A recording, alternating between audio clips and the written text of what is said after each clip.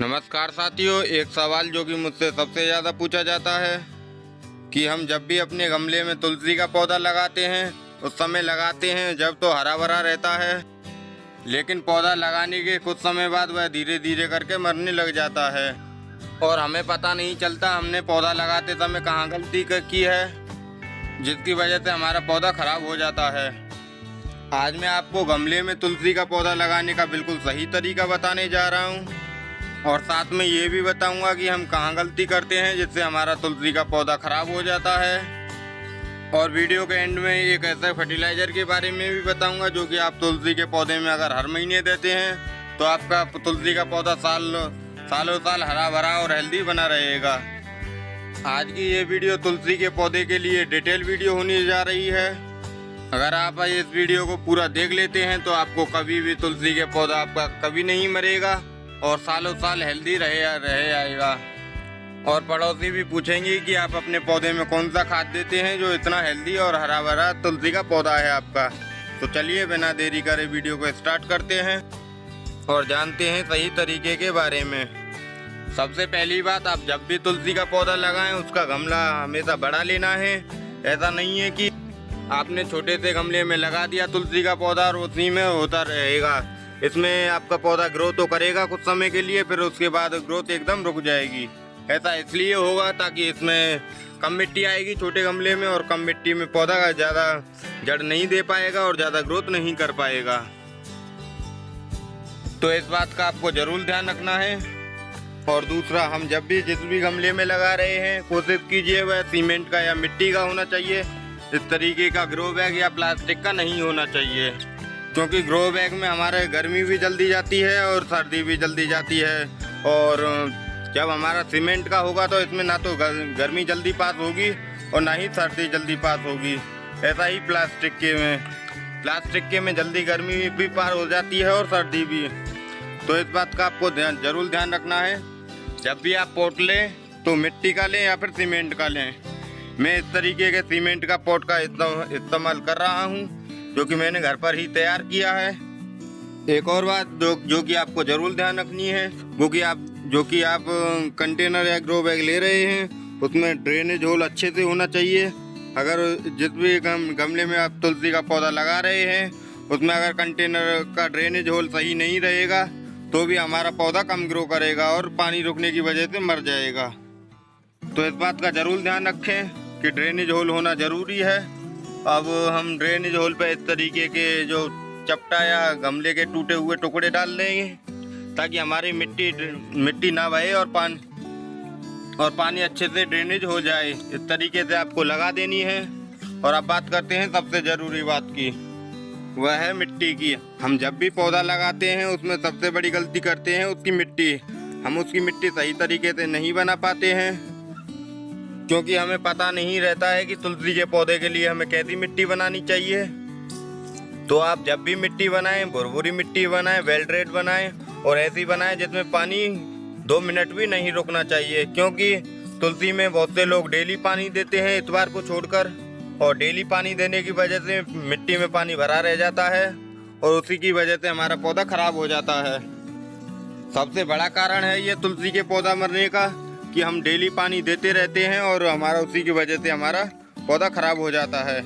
आपको ऐसा नहीं करना है। आप थोड़ा सा पानी तुलसी के पौधे में डाल सकते हैं, बाकी का बाहर निकालते हैं।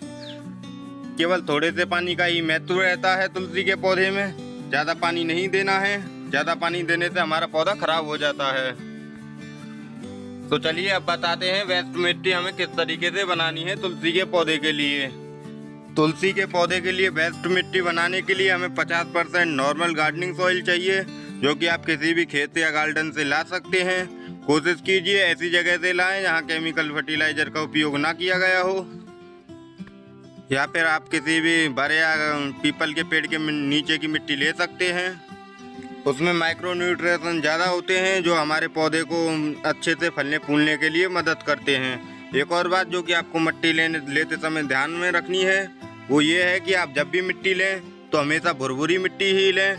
कभी भी चिकनी मिट्टी नहीं लेनी है आपको, क्योंकि चिकनी मिट्टी में हमारा पानी रुक जाएगा और हमारा पौधा खराब हो जाएगा। तो इस बात का आपको ज़रूर ध्यान रखना है। 50% हमें नॉर्मल नॉर्मल गार्डन की सॉइल ले ली है। इसके बाद आपको 50% लेनी है गाय के गोबर की खाद। और जब भी आप गाय के गोबर की खाद लें तो ध्यान रखें वह अच्छे से गली सड़ी होनी चाहिए। आपको कच्ची खाद नहीं लेनी है, ध्यान रखें वह अच्छे से गली हुई होनी चाहिए, लगभग 2-2.5 साल पुरानी होनी चाहिए, तभी वह अच्छे से न्यूट्रिशन दे पाएगी पौधे को। इस बात का आपको ज़रूर ध्यान रखना है। अब इसके बाद अब हम इन दोनों चीज़ों को अच्छे से मिक्स कर लेंगे। अगर आप गर्मियों में पौधा लगा रहे हैं तो 50% गाय के गोबर की खाद ना लें, आप इसमें 40% गाय के गोबर की खाद लें और 60% नॉर्मल गार्डनिंग सॉइल। और सर्दियों में लगा रहे हैं तो 50% गार्डनिंग सॉइल और 50% वर्मी कंपोस्ट या गाय के गोबर की खाद ले सकते हैं।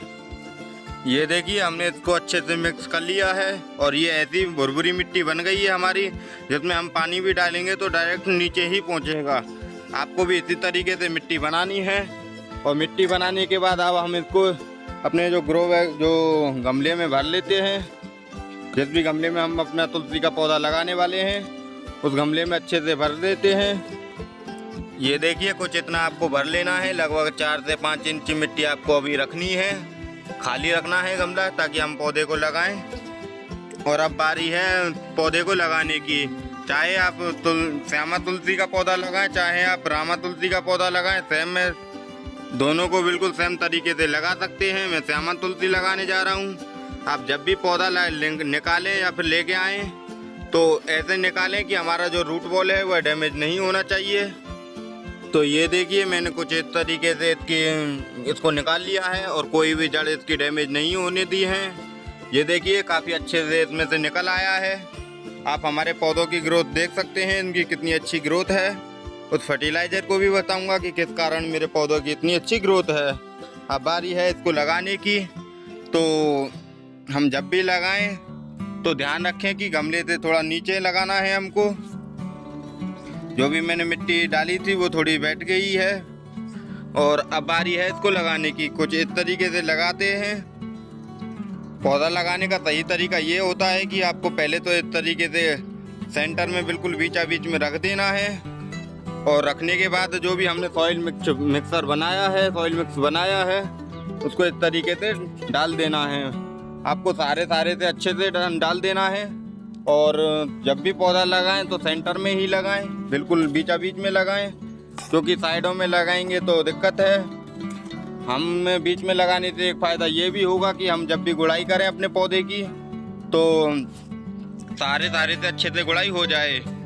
बहुत से लोग अपने गार्डन में अपने जो पौधा लगा रखा है तुलसी का उसमें कभी भी गुड़ाई नहीं करते हैं, और गुड़ाई करना बेहद ज़रूरी होता है। तो इस बात का ज़रूर ध्यान रखें कि अपने पौधे में टाइम टू टाइम गुड़ाई करते रहें। तो ये देखिए कुछ इस तरीके से मैंने लगा दिया है। अब बारी है वाटरिंग करने की। आप जब भी पौधा लगाएं तो पहली बार एकदम अच्छे से वाटरिंग कर देनी है आपको, बिल्कुल ढंग के तरीके से। पौधे की जड़ों में अच्छे से जो पानी पहुंच जाना चाहिए। ये देखिए कुछ इस तरीके से मैंने अच्छे से वाटरिंग कर दी है। और थोड़ी दूर से दिखाता हूँ मेरा पौधा कितना अच्छा लग रहा है, कितना सुंदर दिख रहा है। मैं इसका आपके साथ अपडेट भी शेयर करूँगा। और अब बात करते हैं खाद के बारे में। इसमें हमें कौन सा खाद देना है, जो कि मैंने वीडियो के शुरू में बताया था कि आप महीने में एक फर्टिलाइज़र दे सकते हैं। और उस फर्टिलाइज़र को देते रहते हैं तो आपका पौधा सालों साल हेल्दी और हरा भरा बना रहेगा। तो चलिए बताते हैं उस फर्टिलाइज़र के बारे में। मैं जिस फर्टिलाइज़र की बात कर रहा था वह है वर्मी कंपोस्ट। अगर आप अपने तुलसी के पौधे में हर महीने वर्मी कंपोस्ट देते हैं तो आपको कभी भी दूसरे फर्टिलाइज़र की ज़रूरत नहीं पड़ेगी, क्योंकि वर्मी कंपोस्ट में nitrogen, phosphorus, potassium, calcium, magnesium जैसे काफ़ी पोषक तत्व रहते हैं। लगभग 17 पोषक तत्व रहते हैं जो कि हमारे पौधे को ज़रूरी होते हैं। अगर आप इस तरीके से हर महीने अपने पौधे में वर्मी कंपोस्ट देते हैं तो कभी भी आपको दूसरे फर्टिलाइज़र देने की ज़रूरत नहीं पड़ेगी। जिस तरीके से मैंने पौधा लगाने के बारे में बताया है और खाद के बारे में बताया है, पानी के बारे में बताया है, अगर आप इस तरीके से मेरी बातों को फॉलो करते हैं तो आपका तुलसी का पौधा कभी नहीं मरेगा। इस बात की मैं गारंटी देता हूँ। तो मेरी दी हुई जानकारी कैसी लगी हमें कमेंट करके ज़रूर बताएं। अगर वीडियो अच्छी लगी हो तो वीडियो को लाइक करें, ज़्यादा से ज़्यादा शेयर करें। और अगली वीडियो आपको किस टॉपिक पर चाहिए हमें कमेंट करके जरूर बताएं। धन्यवाद वीडियो को पूरा देखने के लिए।